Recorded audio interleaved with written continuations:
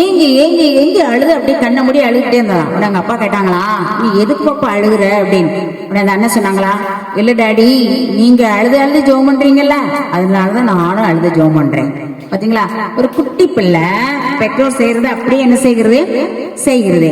அப்ப நீங்களும் உங்க வீட்டுல உங்க பெற்றோர்லாம் என்ன செய்வாங்க, ஜெபம் பண்றாங்க. வீட்டுல தனி ஜெபம் பண்ணுவாங்க, குடும்ப ஜெபம் பண்ணுவாங்க. நீங்களும் என்ன செய்யணும், ஏசப்பாவை நோக்கி ஜெபிக்கணும். எங்கேயாவது முக்கியமா ஒரு டெஸ்ட் எழுத போறீங்களா, கொஞ்ச நேரம் ஒரு 2 நிமிஷம் முழங்கால் படிட்டு, ஆண்டவரே நான் அந்த டெஸ்ட் எழுத போறேன், என் கூட வரும். ஆண்டவரே நான் அந்த ஊருக்கு போறேன், நீ என் கூட வரும் அப்படின்னு ஜெபம் பண்ணும் போது உங்களோட சத்தத்தை தேவன் என்ன செய்வார், அவர் கேட்கிறவராக இருக்கிறார்.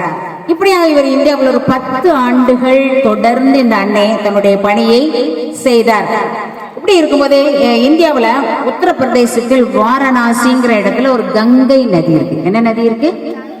கங்கை நதி. கங்கை நதி வந்து இமயமலையில இருந்து அப்படியே கிளம்பி அப்படியே வந்துட்டே இருக்கு. அந்த கங்கை நதி வந்து பாத்தீங்கன்னா, அந்த நதியில வந்து அந்த புனித நதியா இந்துக்கள் வந்து நினைப்பாங்க. யார் இறந்து போனாலும் அந்த அந்த அந்த சடலத்தை அப்படியே தூக்கி போட்டுருவாங்க. சடலத்தை அப்படியே அதுல போட்டா தான் அவங்க மோட்சம் போவாங்க. எப்படி இருக்குன்னு பாருங்க. அந்த நாங்க இருந்த இடத்துல இந்த கங்கை நதி போயிட்டே இருந்துச்சு. நிறைய போயிட்டே இருந்து அங்க வரைக்கும் போகும். ஆனா யாருமே அதுல என்ன செய்ய மாட்டாங்க, குளிக்கவே. என்னன்னு கேட்டா அங்க பிணம் போகும். அங்க என்ன போகும், பிணம் போகும். அப்புறம் பிணத்தை வந்து பக்கத்துல வந்து எரிப்பாங்க.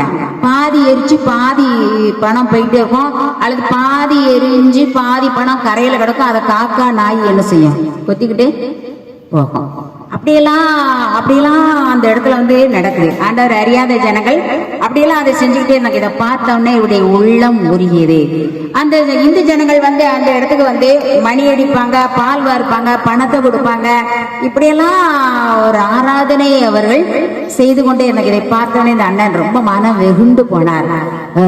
அதற்காக ரொம்ப நாள் என்ன செய்தார், அவர் ஜெபித்து கொண்டே இருந்தார். இவருக்கு இந்த மக்களை எப்படி நாம் திருப்புவது அப்படின்னு அவர் மனசுல ஒரு கேள்வி எழுந்து கொண்டே இருந்தது.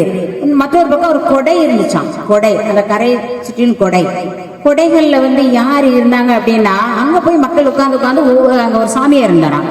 அந்த வட்டமா உட்கார்ந்து அந்த சாமியார் வந்து குறி சொல்லுவாரு. என்ன சொல்லுவாரு, குறி சொல்லுவாரு. நீ இப்படி செய்யறதா உனக்கு இப்படி நடக்கும், இப்படி செய்யறதா இப்படி நடக்கும்.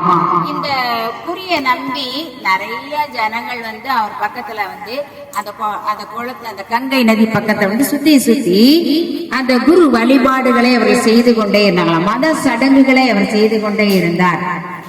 அப்போது அவர் பாட்டு எழுதினாரு, மனிதர் எவருக்கும் ஒரே சுவிசேஷம், பரலோகம் தந்த விசேஷம் அப்படின்னு ஒரு அருமையான பாடலை அந்த அண்ணன் எழுதினார். அவர் இப்படி தன்னுடைய ஊழியத்தை தொடர்ந்து கொண்டு இருக்கும் பொழுது சிலோன் இந்தியா ஜெனரல் மிஷின் அப்படின்னு சார்பில் கமிங்ஸ் தம்பதிகள் அப்படிங்கிறவர்களை சந்திச்சாங்க.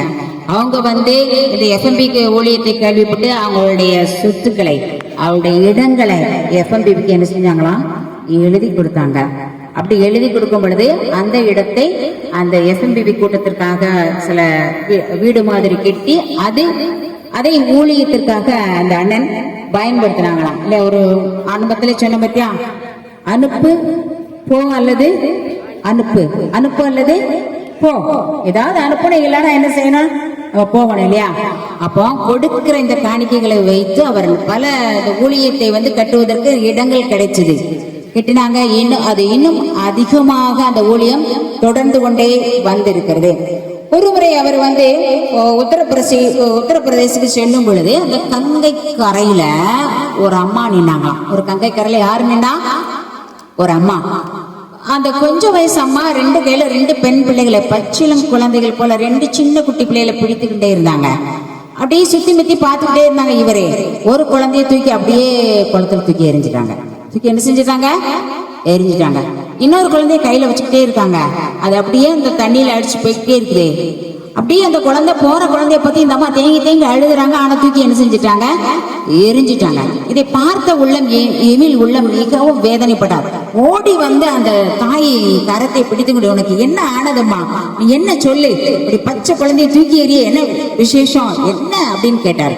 அப்ப அந்த அம்மா சொன்னாங்களா, ஐயா எங்க குடும்பத்துல வந்து நிறைய வறுமை இருக்குது. நான் இந்த மாதிரி ஒரு சாமியார்கிட்ட போய் குறி கேட்டேன். அவர் சொன்னாரு, இந்த குழந்தைய என்னை தூக்கி தண்ணியில போட்டுட்ட, இந்த கங்கை நதியில போட்டேன்னா உன் வறுமையெல்லாம் நீங்கி போகும்னு சொன்னாங்க. அதனாலதான் நான் தூக்கி போட்டேன் அப்படின்னாங்க. இந்த அண்ணனுடைய உள்ளம் உருகியது. அந்த அம்மாவின் கரத்தை பிடித்துக் கொண்டு, உனக்கு இப்படியெல்லாம் நீ செய்யக்கூடாது, இயேசு என்பவர் உயிரோடு இருக்கிறார், இயேசு என்பவர் உயிரோடு இருக்கிறார், நீ என்ன கஷ்டம்னாலும் அவற்றை சொல்லு, அவர் உன்னுடைய பாவத்தை நீக்குவார், அவர் உனக்கு ஆபத்தான நேரத்தில் உதவி செய்வார் அப்படின்னு சொல்லி சுவிசேஷத்தை அறிவித்துக் கொண்டே இருந்தாராம். இந்த சுவிசேஷத்தை சொல்ல சொல்ல சொல்ல அந்த அம்மாவின் கண்கள்ல இருந்து கண்ணீர் வடிந்து கொண்டே இருந்ததாம். அந்த அம்மா சொன்னாங்களே, ஐயா, இந்த சுவிசேஷத்தை ஒரு 5 நிமிஷத்துக்கு முன்னால சொல்லியிருந்தீங்கன்னா நான் அந்த குழந்தையை இழந்திருக்க மாட்டேனே, நான் அந்த குழந்தையை நான் இழந்திருக்க மாட்டேனே. அந்த சாமியார் சொன்னதுனால நான் போட்டேன். ஆனால் அப்படியாக ஒரு தந்தை ஒரு குழந்தையை, ஒரு தாய் ஒரு குழந்தையை தூக்கி உயிரோட எரியும் பொழுது அந்த நினைவு அந்த அம்மாவை மறக்குமா மறக்காதா? வாழ்நாள் முழுதும் என்ன செய்யாது, மறக்காது. அப்போ அந்த அம்மா அப்படியே மனம் திரும்பி இயேசுவை ஏற்றுக்கொண்டார்களாம். இப்படிப்பட்ட மக்கள் வட மாநிலத்துல அந்த கங்கை நதியோரம் நிறைய பேர் இருக்காங்க. அவங்களுக்காக இவர் என்ன செய்தாராம், அதிகமாக ஜெபித்தார். அந்த இடத்துல மிகவும் தன்னுடைய ஊழியத்தை நிறைவேற்றார். இப்படிப்பட்ட மூட பழக்க வழக்கங்கள் நீங்க வேண்டும் என்று அவர் ஜெபித்துக் கொண்டே இருந்தார். ஒருவேளை உங்க வீட்டுல உங்க வாழ்ற இடத்துல மூட பழக்க வழக்கம் இருந்தா அது யாருக்கு சொல்லி ஜெபம் பண்ணணும்? எசப்பா, இந்த மூட பழக்க வழக்கம் எங்கிலிருந்து எடுத்து போடும் அப்படின்னு நீங்க என்ன செய்யணும்? ஜெபம் பண்ணணும். இப்படியாக இவர் சிவகாசிக்கு சென்றார். அந்த ஆராதனை வேலையில ஊழியத்துக்கு ஒருவர் இந்த அவருடைய எஃப்எம்பிபி ஊழியத்துக்கு ஒரு ஓவியர் தேவைப்பட்டது. யாரு? இப்போ சில வீடுகள்லாம் அந்த இந்திய தேச படம் தொங்கப்பட்டிருக்கும், பார்த்துருக்கீங்களா? அதுல மோகன் சேனை முழங்கல் விட்ட மாதிரி ஒரு படம் இருக்கும், தேச படம், இந்திய படம், தமிழ்நாட்டு படம்லாம் இருக்கும். இப்படிப்பட்ட ஒரு படங்களை வரைய வேண்டும் என்பதற்காக ஒரு ஓவியர் தேவைப்பட்டது. ஆனா அந்த ஓவியர் அழகா வரைவாராம். ஒரு ஓவியரை இவர் சந்தித்தார். அப்போ சொன்னாரு, அவர் மிகுந்த மனப்பார, அவர் பெற்றோர் இளமையில இழந்து போனதுனால ரொம்ப வேதனையோடு இருந்தார். ஆனால் ஓவியத்தை அவர் எழுதி கொண்டே இருந்தார். அப்போ அண்ணன் பேசுறாங்க, தம்பி, நீங்கள் ஆண்டவரின் ஊழியத்துக்கு அவசியம் தேவை, ஆண்டவர் உங்களுக்காக காத்திருக்கிறார் அப்படின்னு சொல்லிட்டு அவங்க ஊருக்கே போயிட்டாங்க. அப்புறமா அண்ணனுக்கு அந்த தம்பி மேல ஒரு உறுத்தல் இருந்தது. ஒரு லெட்டர் எழுதினாங்க. அது என்ன லெட்டர் அப்படின்னா, என் இதய பீடத்தில் வீட்டிற்கும் என் நண்பரே, என் இதய பீடத்தில் வீட்டிற்கும் என் நண்பரே. அந்த லெட்டர் பார்த்த உடனே அந்த தம்பியோட உள்ளம் அப்படி ஒரு உருகி அழுதானா. ஏன்னா அவர் பெற்றோரை இழந்தவர். இப்படி ஒரு பாசத்தோட யாரு நமக்கு இதுவரைக்கும் லெட்டர் எழுதவே இல்லையே. அப்போ நான் என்ன செய்ய, நான் திரும்பவும் அந்த அண்ணனை நான் போய் பார்க்க வேண்டும். என்ன எழுதினாரு? என் இதய பீடத்தில் வீட்டிற்கும் என் நண்பரே. சொல்லு பார்க்கலாம்.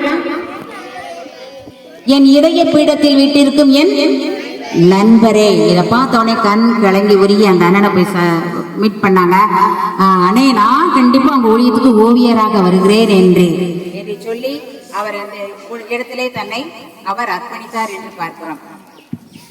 மட்டுமல்ல, இந்த தூத்துக்குடியில நெடுஞ்சாலையில் நிம்மதி நிலையம் ஒன்றை இந்த அண்ணன் ஏற்படுத்தினாங்க. தூத்துக்குடி பகுதியில நெடுஞ்சாலை பகுதியில நிம்மதி நிலையம் ஒன்றை அவர் ஏற்படுத்தினார். அங்க பல பயனுள்ள புத்தகங்கள், வேதாகமங்களை அண்ணன் வெளியிட்டாங்க. அதை அநேகர் வாங்கி வாசித்து பயன்பெற்றார்கள். இவர் இப்படி அநேக கூட்டங்கள்ல அன்னை பங்கு பெற்றாங்க. திடீர்னு அன்னை அவங்களுடைய நிர்வாக குழுக்கள் வந்த உடனே அவங்கள்ட்ட ஒரு ராஜினாமா கடிதம் அந்த அன்னை கொடுத்துட்டாங்க. நான் இந்த குழுவில் இருந்து நீங்குகிறேன் அப்படின்னு சொல்லிட்டு ராஜினாமா கடிதத்தை செஞ்சுட்டாங்க, கொடுத்தாங்க. அவர் எதுக்கு கொடுத்தாரு, ஏன் கொடுத்தாரு அப்படின்னு அடுத்த கதையில நாம பார்க்கலாம். சரி.